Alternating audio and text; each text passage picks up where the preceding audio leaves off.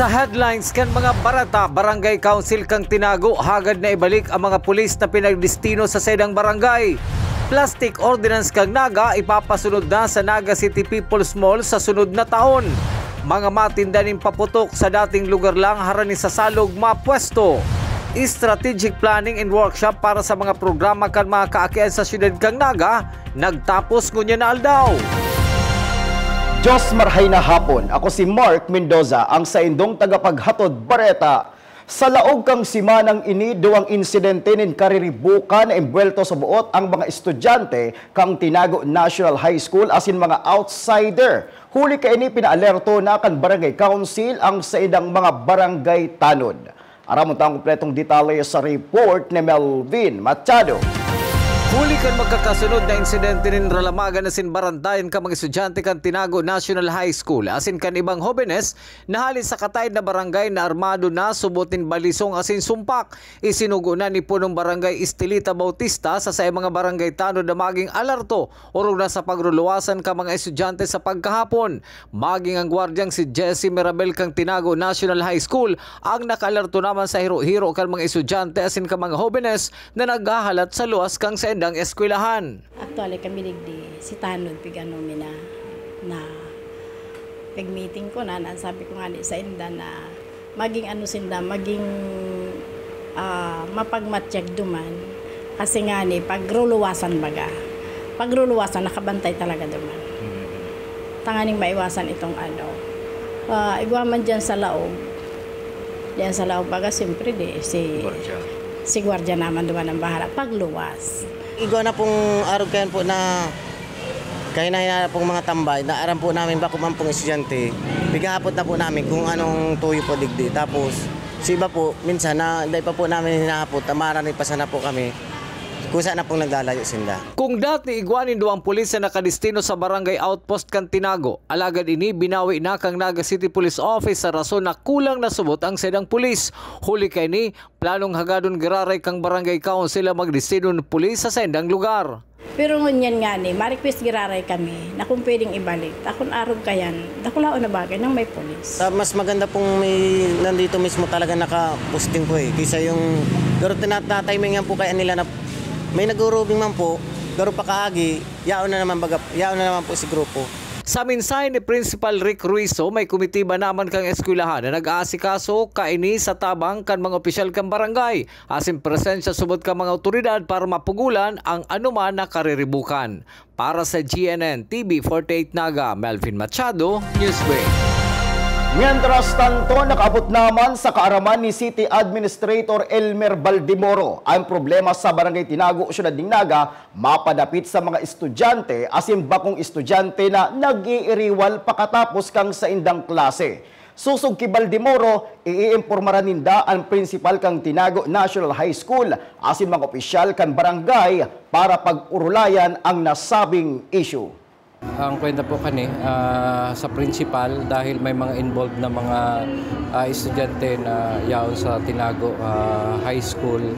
And duman naman po ang araw po may involved na barangay, itong Lerma, na hali duman sa ibang mga aki. I-inform naman po si Kapitan Duman para ma-identify ini mga aki kung pwede ipaarapod, makaurulay ang mga magurang kaini para po magiyahan sila.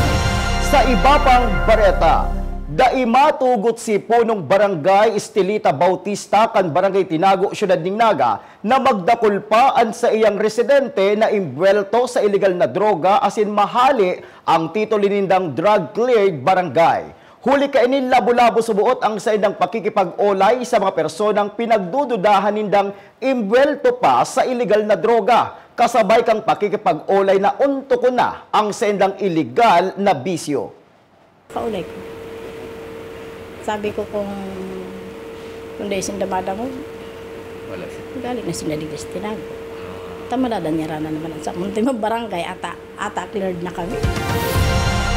Sa iba pang bareta, plastic ordinance kang Syudad ng Naga sa taong 2023 pa ipapasunod sa Naga City People's Mall. Ang detalles kayan aramon ta sa report ni Jerome Breeze. Sa masunod na taon, bulan nin Enero, higot na ipapautob na ang ordinansang pagbawal kan paggamit nin plastic bag sa mga dried products. Alagad pwede man na single use of plastic bags sa mga wet products, lalo na sa meat and fish section kan merkado publiko kan syudad. Sigun Kimon Florendo kan Market Enterprise and Promotion Office, ngunyan pa sana nagtatabang naman ang manlain-lain na organisasyon kan merkado for information dissemination sa pag-regulate kan paggamit kan plastic bag sa masunod na taon. Asosasyon kan mga storeholders and vendors dito. 30 ang asosasyon yan, kada sektor ibang asosasyon under the federation. So, maray ang urulay mi permi, and they are even assisting us in the information dissemination sinda sinag para pa-imprinta ng mga tarpaulin na saradit na pinatapal sa mga kada stall.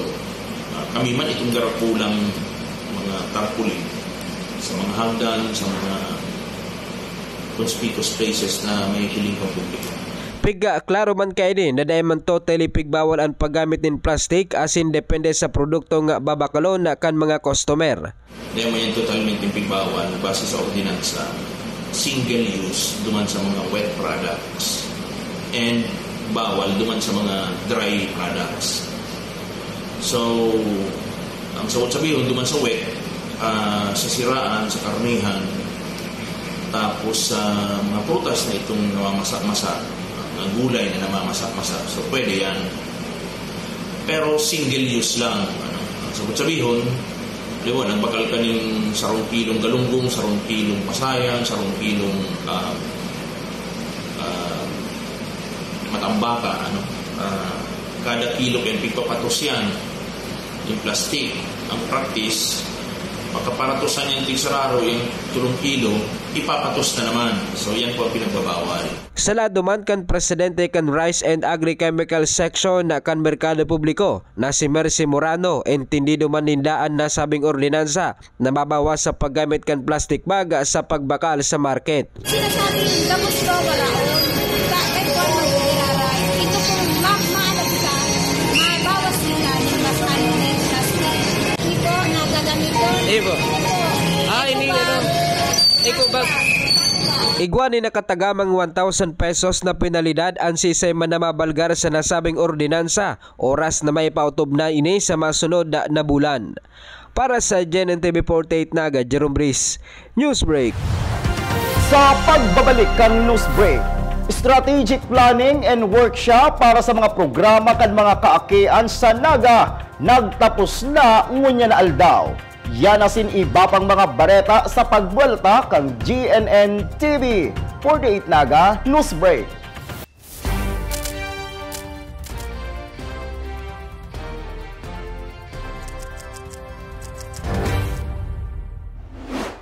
Mas pinalinaw, mas pinalakas, mas pinalawak. Ang GNN TV 48 Naga digital na. Kung ang inyong TV sets ay digital ready na, pindutin ang scan o search channel button at makikita ang GNN TV Channel 48. Maaaring gumamit ng indoor o outdoor antenna para sa mas klarong panonood. Ganito rin ang gagawin kung kayo ay gumagamit ng digital box. Sa mga susunod na araw, asahan ang mga programang malapit sa puso ng mga Bicolano. Sa oras ng sakuna, isa sa mga kailangan natin sa ating tahanan ay isang gubag. Ang isang gubag ay naglalaman ng tubig, mga dilata at biscuits upang hindi tayo magutom, energy bars or energy drink, first aid kit, communication devices tulad ng flashlights at batteries, whistles o pito, portable radio at extra cellphone. Mas mabuti kung meron tayong prepaid load guard. Tools tulad ng Swiss knife at gunting. Maaari din tayo magdagdag ng lubid. At huwag natin kakalimutan ang hygiene kit na naglalaman ng sabon, tissue, toothpaste, toothbrush at face mask. Sa lahat ng oras, laging bukas nakahanda ang aming tanggapan. Tandaan, ang Bicolanong alerto, pirming protektado. Naghahanap ka ba ng one-day printing? Look for AET Ads. We offer tarpaulin printing, billboards, panflex, laser cutting, and stainless for quality signages and many more. Your signage is the face of your business. Kaya ano pang hinihintay mo? I-level up mo na ang signages at billboard mo. Matatagpuan sa Pabidon 4, Door 5, Panganiban Drive, Naga City, in front of Boy Scout and Girl Scout of the Philippines. Sa Central Branch, located at Barangay Dinaga, Naga City, Salbay, Barangay Sagpon, Daraga Albay. For inquiries, you may call or text at 205-5322 or 0998-952-7485 and look for Mr. Willis Soliman. AET Ads ka na, your one-day quality printing.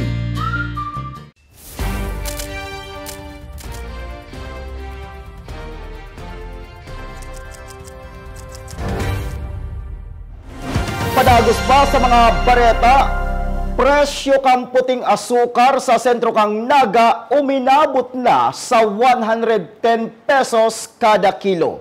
Aramon ta ang kumpletong detalye sa report ni Jerome Breeze.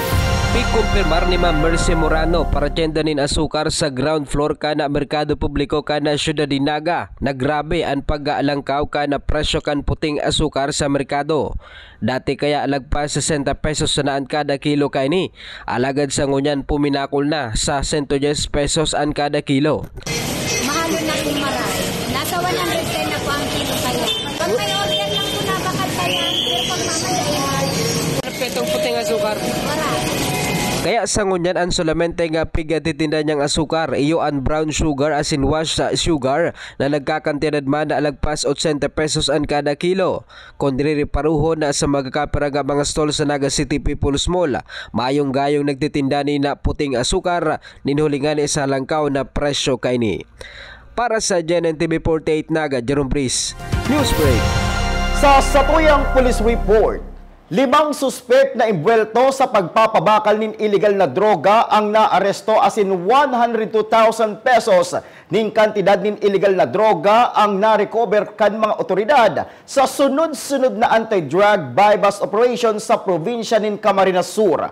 Kabali sa 5 naaresto iyo ang 2 suspek sa banwaan ng Kanakman Camarines Sur na mga taga-Naga, mantang 2 man ang naaresto sa banwaan ng Baaw, Camarines Sur.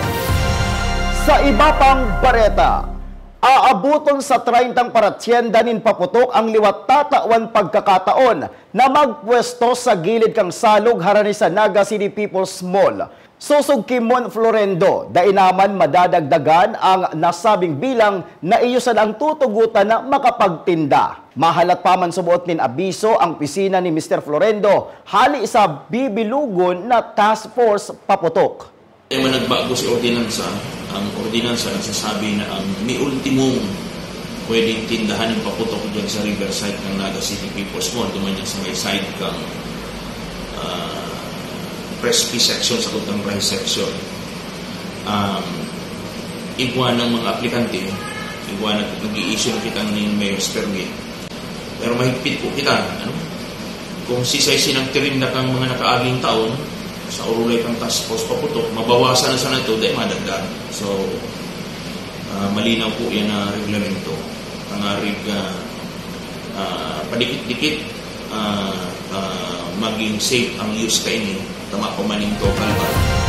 Sa iba pang bareta, strategic planning and workshop para sa mga programa kan mga kaakian sa Naga. Nagtapos ngunya na aldaw. Aramon ta ang kumpletong detalye sa report ni Melvin Machado. Kunyan ang huring aldaw kang strategic planning and workshop ka mga organisasyon ng miyembro kang Naga City Council for the Welfare and Protection of the Children, siring kang CSWDO, PNP, BGMP, PIA, asin iba pa. Susog kay Elmer Baldemoro, Executive Director kang Children Affairs Office, digdi pinagpanday ang mga planong aktibidad para sa mga kaakian na magsiserbing giya kang lokal na gobyerno kang Naga. Maski na ngani, may dati naman pinagsusunod na programa ang syudad. Ang mga nahaman na plano ang ibababa sa barangay, katuwang ang Barangay Council for the Protection of Children. Ito po ning pag-revalidate or pag-revise kang mission vision for children kang Naga. And at the same time, itong formulation kang local development plan for children na gigibuhon po na para may konkretong plano para sa mga kaakian digdi sa Naga. Although in place man si mga program, pero mas maray na nakasurat ini and may gigiyahan. Ang mga kaakian may kanya-kanya masubot na pangangaipon na kaipuan tampada ni kanya-kanyang intervention. Ang NCC, WPC may sadiri man na pondo, suway man sa pondo ka mga ahensyang may programa para sa mga kaakian.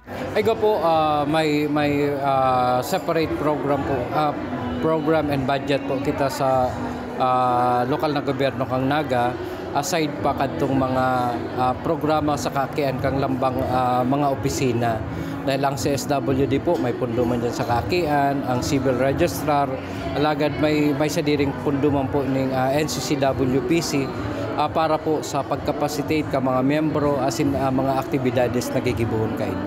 Ang nasabing aktibidad ang parte pa kang pagsilibrar kang National Children's Month ngunya Nobyembre. Para sa GNN TV 48 Naga, Melvin Machado, Newsweek. Mga tugang 30 aldaw na sana, Pasko na. Asin yan ang kataripunan kan mga bareta mo niya na aldaw. Day malingaw na bisitahon ang Samoyang official Facebook fanpage asin ilike ang GNN TV 48 Naga para pirmi kitang updated sa mga bareta asin istoryang bida ang Bicolano. Liwat ako po si Mark Mendoza. Digdisa na yan sa GNN TV 48 Naga News Break.